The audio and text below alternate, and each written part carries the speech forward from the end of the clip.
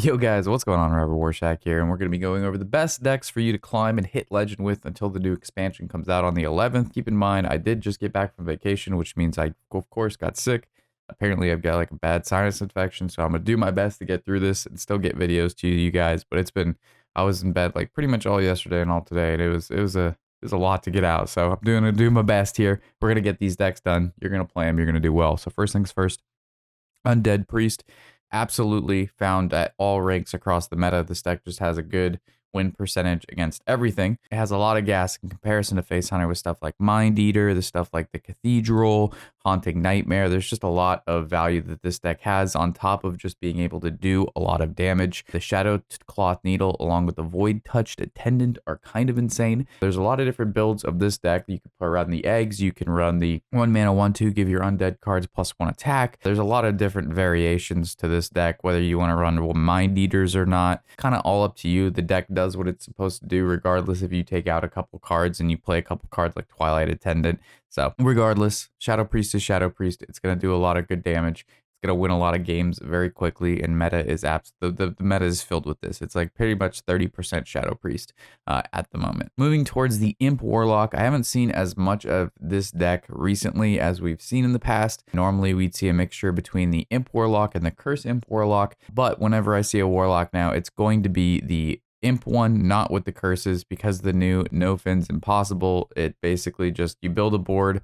you use this on there, and your opponent has to do 2 wave clears to get through a board full of imps, and if they don't, you're just going to win through stuff like Vile Library, Shady Bartender. There's just a million ways to win in this deck because of this new card that basically allows you, even if you only hit like 2 or 3 imps, this is still an insane card. Summoning a bunch of 2/2s, it's Soul the Forest, but for half the price. And summoning imps is really easy. I mean, you have a 3 mana summon 4.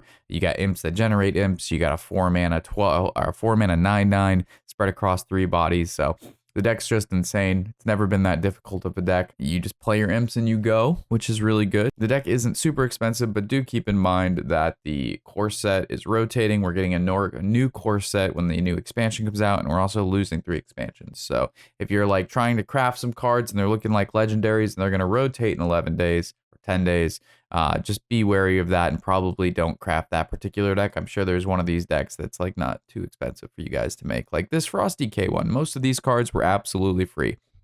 So Frost DK has been around since basically it was the best DK deck to start with, and then everybody stopped playing DK because Evolved Shaman was the thing, and now Frost DK or Aggro Frost DK is back on top. It's definitely one of the best, if not just the best Death Knight deck. It just kills people really quickly. Again, there's a couple different renditions of this deck that you can play. I like this one. The Alkali of Death is fun. There's the other 3 mana 2/2 Battlecry Death Rattle card.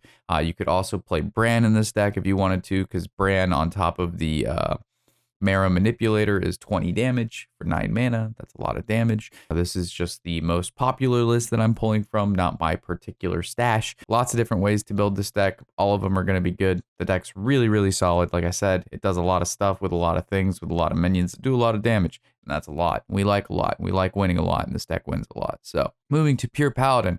Deck I not really been a big fan of Paladin for a really long time. The deck just feels stale to me. You pretty much do the same thing over and over and over again. You just play only Paladin cards, and then that's it. But the deck has the Countrist. So this card is super fun if you play Pure Paladin at all. The legendary tickets are what makes this deck super fun and feel different almost every single game. So as much as I don't like Pure Paladin, and I don't like Liver and Paladin back in the day, and all the Paladins just been kind of boring, the Countrist is like the saving grace for Paladin. So super fun card. If you haven't tried it, go ahead and do it. Also, the Purator made this deck really good as well because it allows you to draw a shit ton of stuff, and drawing a shit ton of stuff is really good when most of that stuff is free because Light Raids are 0 mana 5/5s, and then you get to immediately play some legendary tickets. So Pure Paladin, really good, seems to win a lot against me. I always struggle with it, so its biggest fear is just losing the board. I mean, this deck just wants to play cards, play minions every turn. You got a minion, play it. They have Divine Shield, they're hard to get rid of. If you notice, this deck has no removal in it. So once you lose the board, it is very hard to get back onto the board without just playing stats, and hopefully they stick. So definitely a board-centric mid-range deck if I've ever seen one before. Last deck that we're going to cover is going to be the Fel Demon Hunter. This has actually been gaining popularity, or should I say the Fel Relic Demon Hunter. So it has the full relic package in here.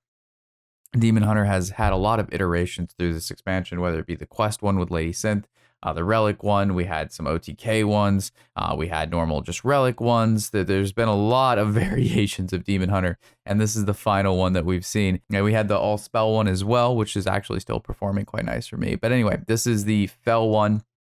So it runs the whole Fel package with the relic package, but what makes it interesting is the guild traders and the spell damage in this deck. So we run guild traders, like I said, blood mage.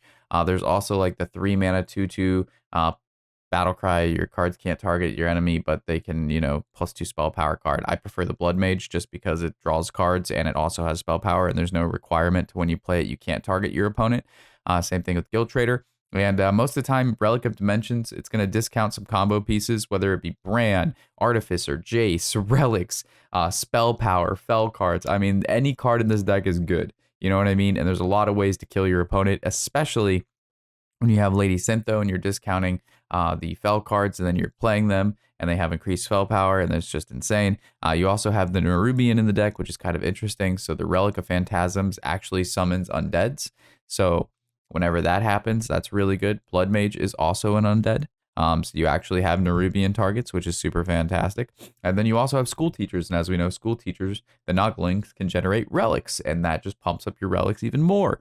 So this deck just has a lot of everything. It's a threat always, and it can do like 20 plus damage very, very easily beyond turn like 6 or 7, as long as you've played a Relic of Dimensions or gotten a Relic Vault out. So Fel, Relic, Demon Hunter, honestly, pretty hard deck to play. There's a lot of moving parts in this deck, but it's very, very satisfying when you win with this deck. It's very flashy. In my opinion, out of all of the decks to play, this would be the most fun for me, followed by maybe Frost DK with Bran in it, not this particular build. But yeah, Frost DK is just fun. Marrow Manipulator's fun. Overseer's fun. Frostrum Fury's fun. There's a lot of fun cards in this deck. Fel, Relic, Demon Hunter looking real spicy, really fun. But all of these decks are tier 1 decks. They're all going to win. Just whatever you're comfortable with. Don't spend too much dust. We have the new expansion coming. 3 sets rotating, core set rotating. Don't kill yourself on building one of these if you don't have it. But these are definitely the best to play until then. So with that, thank you guys for watching. I'm Robert Warshack, and happy whatever the hell day it is.